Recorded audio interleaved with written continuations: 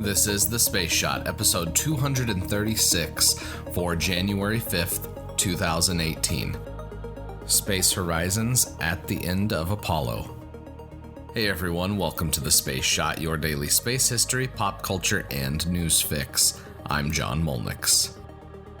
First off, I've got a quick launch update. The Falcon 9 Zuma launch has moved to January 7th due to the extreme weather that much of the eastern United States has been dealing with. I'll be sharing the live stream link on Sunday, so keep an eye out for it on Facebook and Twitter. For today's episode, I want to read the statements given by President Nixon and then NASA Administrator Dr. James C. Fletcher on January 5th, 1972, for the announcement of the final approval of the Space Shuttle. Here's a little historical context.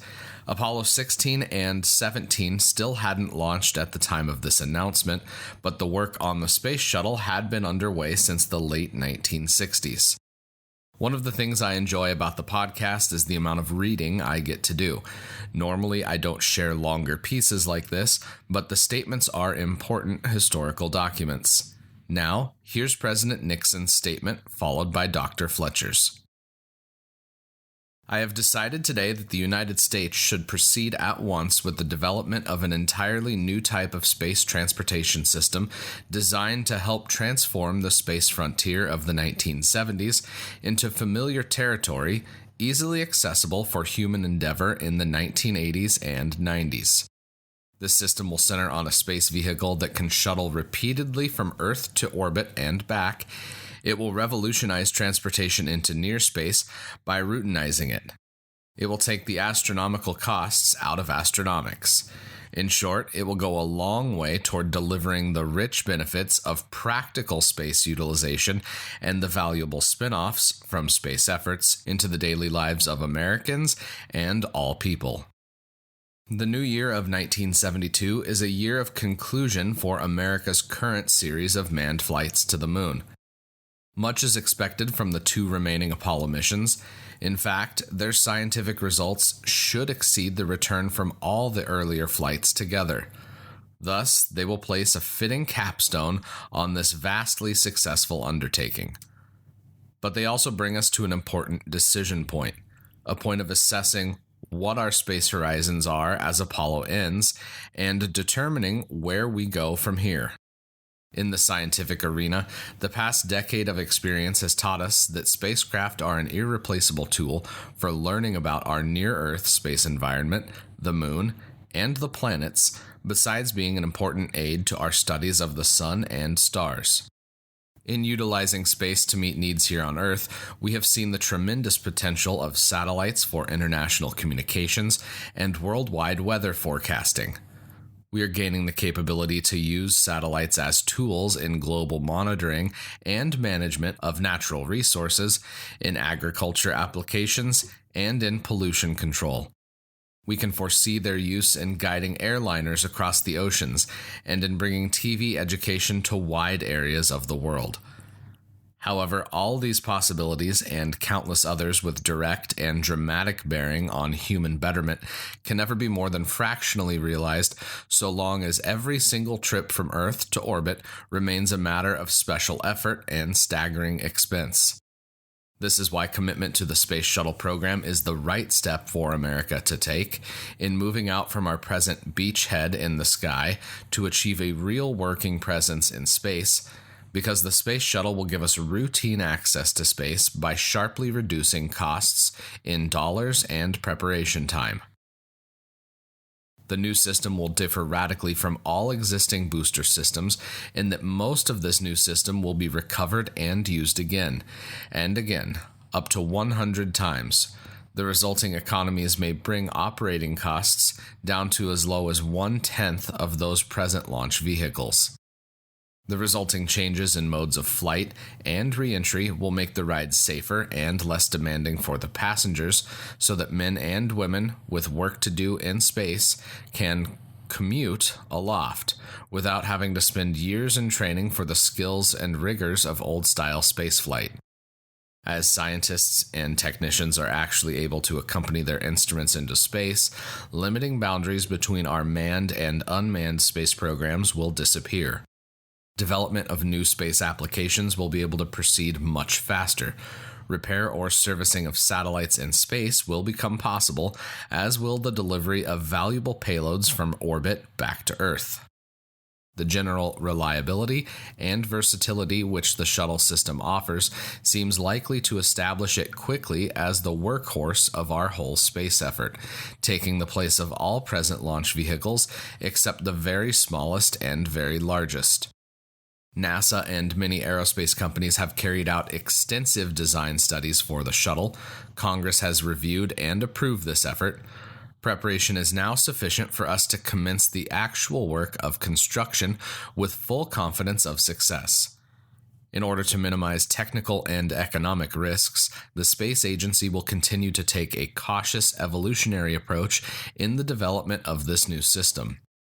Even so, by moving ahead at this time, we can have the shuttle in manned flight by 1978 and operational a short time later. It is also significant that this major new national enterprise will engage the best efforts of thousands of highly skilled workers and hundreds of contractor firms over the next several years. The amazing technology explosion that has swept through this country in the years since we ventured into space should remind us that robust activity in the aerospace industry is healthy for everyone, not just in jobs and income, but in the extension of our capabilities in every direction. The continued preeminence of America and American industry in the aerospace field will be an important part of the shuttle's payload. Views of the Earth from space have shown us how small and fragile our home planet truly is. We're learning the imperatives of universal brotherhood and global ecology, learning to think and act as guardians of the one tiny blue and green island in the trackless oceans of the universe. This new program will give more people more access to the liberating perspectives of space, even as it extends our ability to cope with physical challenges of Earth and broadens our opportunities for international cooperation in low-cost, multi-purpose space missions. "We must sail sometimes with the wind and sometimes against it," said Oliver Wendell Holmes. "But we must sail and not drift, nor lie at anchor." So, with man's epic voyage into space, a voyage the United States of America has led and still shall lead. Now I've got a statement by Dr. Fletcher, the NASA administrator at the time of this announcement. As indicated in the President's statement, the studies by NASA and the aerospace industry of the Space Shuttle have now reached the point where the decision can be made to proceed into actual development of the Space Shuttle vehicle. The decision to proceed, which the President has now approved, is consistent with the plans presented to and approved by the Congress in NASA's fiscal year 1972 budget. The decision by the President is a historic step in the nation's space program. It will change the nature of what man can do in space. By the end of this decade, the nation will have the means of getting men and equipment to and from space routinely, on a moment's notice if necessary, and at a small fraction of today's cost. This will be done within the framework of a useful, total space program of science, exploration, and applications at approximately the present overall level of the space budget. The Space Shuttle will consist of an aircraft-like orbiter about the size of a DC-9. It will be capable of carrying into orbit and back again to Earth useful payloads of up to 15 feet in diameter by 60 feet long and weighing up to 65,000 pounds. Fuel for the orbiter's liquid hydrogen, liquid oxygen engines will be carried in an external tank that will be jettisoned in orbit. The orbiter will be launched by an unmanned booster.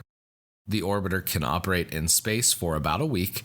The men on board will be able to launch, service, or recover unmanned spacecraft, perform experiments, and other useful operations in Earth orbit, and, farther in the future, resupply with men and equipment space modules which themselves have been brought to space by the Space Shuttle. When each mission has been completed, the shuttle will return to Earth and land on a runway like an airplane. There are 4 main reasons why the space shuttle is important, and it's the right step in manned spaceflight and the U.S. space program. 1. The shuttle is the only meaningful new manned space program which can be accomplished on a modest budget. 2. It is needed to make space operations less complex and less costly. 3. It is needed to do useful things. And 4. It will encourage greater international participation in spaceflight. On the basis of today's decision, NASA will proceed as follows. This spring, we will issue a request for prospective contractors. This summer, we will place the space shuttle under contract, and development work will start. Between now and about the end of February, NASA and our contractors will focus their study efforts on technical areas where further detailed information is required before the requests for contractor proposals can be issued. These areas include comparisons of pressure-fed liquid and solid rocket motor options for the booster stage. That was Dr. Fletcher's statement after President Nixon's. I've talked about the legacy of the space shuttle program before. It did make spaceflight somewhat routine, but the economic gains of reusing the shuttle never materialized. I'm working on scheduling some interviews for February after I'm done moving, and this is one of the topics I'm interested in talking about in more detail, and I'm working on getting some people on the podcast to chat specifically about this topic. I hope you enjoyed today's episode. I'd appreciate it if you could leave a review on iTunes. If you leave a review, screenshot it and send it to me at John Molnix, pretty much everywhere on the internet, and I'll shoot you a Space Shot sticker and a little thank you. Also, make sure you hit the subscribe button, that way you don't miss any of the daily episodes. As always, the show notes have more information on today's episode. You can hit me up on Instagram and Twitter. Find me at John Molnix. I'm always up to chat. You can also connect with me on Facebook. Just search The Space Shot or click the link in the show notes. Tomorrow, Lunar Prospector. I'm John Molnix, and I'll catch you on the flip side.